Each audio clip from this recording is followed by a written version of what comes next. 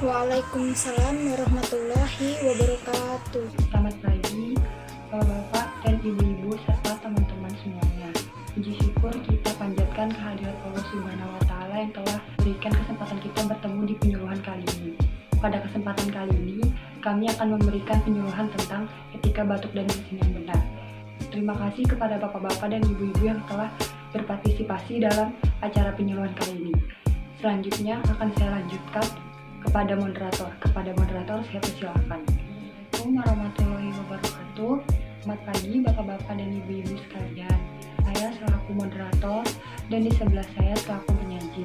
Untuk mengefektifkan waktu, saya persilakan penyaji untuk menyampaikan materi yang akan didiskusikan. Kepada penyaji, saya persilakan. Assalamualaikum warahmatullahi wabarakatuh. Saya Carmela Rina Febrianti dari tingkat 2 Keperawatan Politeknik Kesehatan Kementerian Kesehatan Kalimantan Timur. Di sini saya akan menjelaskan tentang etika batuk dan bersin yang benar. Jadi yang pertama ada pengertian. Etika batuk dan bersin adalah tata cara batuk yang baik dan benar dengan cara menutup hidung dan mulut dengan tisu atau lengan baju, sehingga bakteri tidak menyebar ke udara dan tidak menular ke orang lain. Selanjutnya, apa sih tujuan etika batuk dan bersin yang benar? Jadi tujuannya adalah mencegah penyebaran suatu penyakit secara luas melalui udara bebas atau droplets dan membuat kenyamanan pada orang di sekitarnya. Droplets tersebut dapat mengandung kuman atau infeksius yang berpotensi menular ke orang lain di sekitarnya melalui udara pernapasan. Selama ini pasti kita mencari tahu apa sih yang menjadi penyebab terjadinya batuk dan bersin. Yang pertama ada infeksi. Produksi dahak yang sangat banyak karena infeksi saluran pernapasan.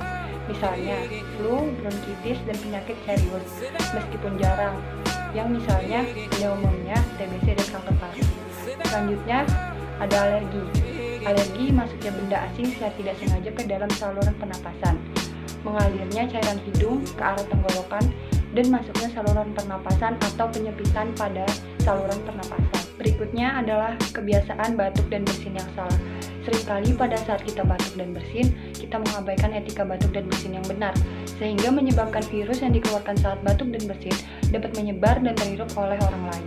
Berikut ini merupakan kebiasaan batuk dan bersin yang salah yang sering dilakukan. Yang pertama, tidak menutup mulut saat batuk atau bersin di tempat umum. Yang kedua, masuknya benda asing secara tidak sengaja ke dalam saluran pernapasan. Yang ketiga, membuang ludah atau batuk serta tisu yang sudah digunakan ke tempat sembarangan. Yang keempat adalah tidak menggunakan masker saat flu atau bersin. Yang terakhir adalah bagaimana etika batuk dan bersin yang benar. Berikut ini merupakan etika batuk dan bersin yang benar. Yang pertama, tutup mulut dan hidung menggunakan tisu atau lengan baju bila batuk atau bersin. Yang kedua, buang tisu yang sudah digunakan ke tempat sampah. Yang ketiga, cuci tangan dengan menggunakan air bersih dan sabun atau pencuci tangan berbasis alkohol. Yang keempat, saat flu atau batuk, gunakan masker agar orang lain tidak tertular. Sekian yang dapat saya sampaikan kepada bapak-bapak, ibu-ibu, dan teman-teman semua. Selanjutnya, saya serahkan kepada moderator. Terima kasih saya sampaikan kepada penyaji yang telah menyampaikan materi diskusi tentang etika batuk dan bersin yang benar. Selanjutnya, saya akan membuka sesi tanya jawab. Kepada bapak-bapak, ibu-ibu, dan teman-teman semuanya, apakah ada yang bertanya? Perkenalkan, nama saya Niken Evayani. Saya ingin bertanya, apakah berpengaruh ketika kita diminta memakai masker pada saat batuk dan flu? Jadi di sini saya akan menjawab pertanyaan dari Niken. Pertanyaannya, apakah berpengaruh saat kita batuk atau bersin menggunakan masker? Masker adalah yang paling penting atau efektif untuk menghalangi tetesan dan aerosol dari berbicara batuk dan bersin. Dan sebuah penelitian, masker bedah yang paling efektif. Penelitian ini berhasil merekam video tentang apa yang terjadi ketika Anda berbicara batuk dan bersin dalam skenario yang berbeda-beda saat tidak menggunakan masker bedah. Terima kasih kepada penyaji yang telah menjawab pertanyaan yang telah diberikan. Selanjutnya, evaluator saya persilakan untuk membacakan evaluasi pada acara penyuluhan kali ini. Di sini saya akan membacakan hasil evaluasi. Yang pertama ada evaluasi proses. Selama penyuluhan, peserta memperhatikan materi yang disampaikan. Selama penyuluhan, peserta aktif bertanya tentang penjelasan yang disampaikan. Selama penyuluhan, pemateri aktif menjawab pertanyaan yang diajukan. Kedua ada evaluasi hasil akhir. Diharapkan peserta penyuluhan dapat Mengetahui pengertian etika batuk dan bersin. Mengetahui tujuan batuk dan bersin yang benar. Mengetahui penyebab terjadinya batuk dan bersin. Mengetahui kebiasaan batuk dan bersin yang salah. Dan yang terakhir, mengetahui cara batuk dan bersin yang benar. Sekian yang saya sampaikan. Selanjutnya saya kembalikan kepada moderator.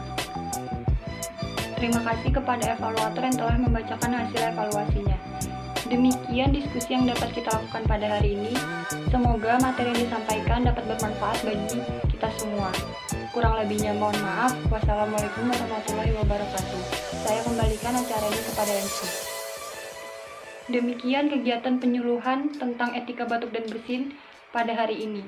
Semoga apa yang disampaikan dapat bermanfaat bagi kita semua. Kurang lebihnya mohon maaf. Wassalamualaikum warahmatullahi wabarakatuh.